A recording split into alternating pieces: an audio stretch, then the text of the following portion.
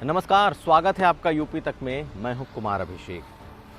तो क्या प्रियंका गांधी की सक्रियता कांग्रेस को इस स्तर पर ले आ रही है कि कोई दूसरी पार्टी कांग्रेस पार्टी को चुनाव में हल्के में न ले, कांग्रेस पार्टी को इग्नोर न कर सके?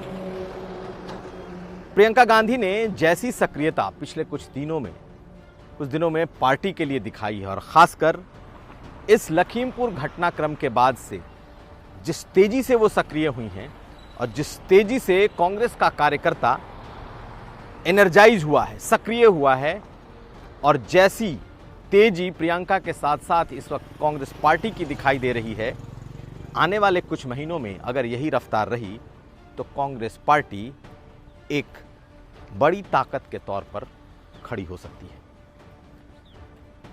ऐसी चर्चा राजनीतिक विशेषज्ञ भी आपस में कर रहे हैं कि आखिर कांग्रेस को लेकर प्रियंका गांधी की जो ये सक्रियता है वो कांग्रेस को कहां लेकर जाएगी। क्या कांग्रेस ये चुनाव जीतेगी? क्या कांग्रेस इतनी सीटें जीतेगी कि कोई त्रिशंकु विधानसभा हो जाए और चुनाव के बाद उसका कोई रोल आ जाए? जानकार ये कहते हैं कि कांग्रेस पार्टी खुद को, प्रियंका गांधी कांग्रेस पार्टी को इस स्तर पर ले जाना चाहती हैं कि वो बीजेपी के विरोधी जितनी पार्टियां हैं उसके साथ बार्गेनिंग की स्थिति में आ जाएं, और ये बार्गेनिंग चुनाव बाद नहीं, चुनाव के पहले की हो सके। सबको मालूम है कि कांग्रेस पार्टी के भीतर जो क्षत्रपों का एक बड़ा समूह है वो चाहता है कि समाजवादी पार्टी के साथ गठबंधन किया जाए।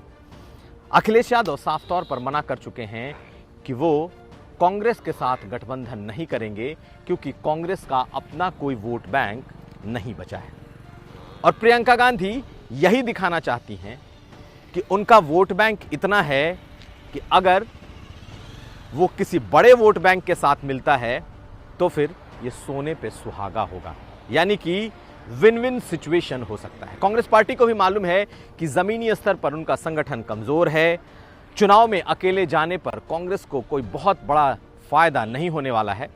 लेकिन इस वक्त जो चर्चा जमीन पर है वो ये कि प्रियंका गांधी ने कांग्रेस पार्टी को खड़ा करने की पूरी कोशिश करनी शुरू कर दी है, और कहीं ना कहीं कांग्रेस पार्टी जमीन पर लड़ाई लड़ती हुई दिखाई दे रही है। तो इसका असर क्या होने वाला है? दरअसल चाहे इमरान मसूद को ले लें, चाहे दूसरे जो कांग्रेस के बड़े नेता छत्रप अब अलग अलग जगहों पर हैं, चाहे पश्चिमी उत्तर प्रदेश में हों, प्रमोद तिवारी जैसे नेता हों, इसके अलावा ईस्टर्न यूपी में जो नेता हों, खुलकर तो नहीं लेकिन अंतर्मन से ये ज़रूर चाहते हैं कि कांग्रेस पार्टी बड़े दल सपा या बसपा किसी के साथ चले, तब उनकी भी सीटें पक्की होगी और कांग्रेस पार्टी खड़ी भी हो सकती है। और उदाहरण बिहार का रहा है। जिस तरीके से लालू यादव और नीतीश कुमार ने कांग्रेस को अपने गठबंधन में लिया था तो 2015 के चुनाव की सफलता मिली थी और 40 सीट लड़ने पर कांग्रेस 29 सीटें जीती थी। तो क्या कुछ ऐसा ही इस वक्त कांग्रेस के भीतर मिजाज है?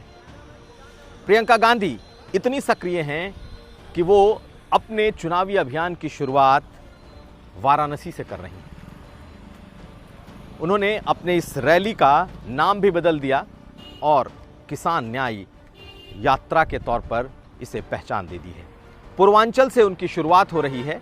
पूरे नवरात्र प्रियंका गांधी उत्तर प्रदेश में रहेंगी, और जिस तरीके से उन्होंने पिछले कुछ दिनों में कांग्रेस को खड़ा करने की कोशिश की है, पार्टी कितनी खड़ी होती है यह कहना मुश्किल है, लेकिन पार्टी इस स्तर पर ज़रूर खड़ी होने की कोशिश कर रही है कि अब दूसरी पार्टियां उसके बारे में सोचें, उससे गठबंधन को सोचें। और यही वजह है कि जो नेता कल तक कांग्रेस से भागने की फिराक में थे वो एक बार फिर कांग्रेस की तरफ देखने लगे हैं, और सबकी कोशिश ये है कि कांग्रेस पार्टी मजबूत होकर एक बड़े गठबंधन के साथ जाए। कहीं ऐसा तो नहीं कि आने वाले कुछ महीनों के बाद एक दबाव बने, एक बार्गेनिंग पावर तैयार हो जाए, और तब गठबंधन दूसरी पार्टियों के लिए और खासकर समाजवादी पार्टी के लिए कांग्रेस के साथ मजबूरी बन जाए।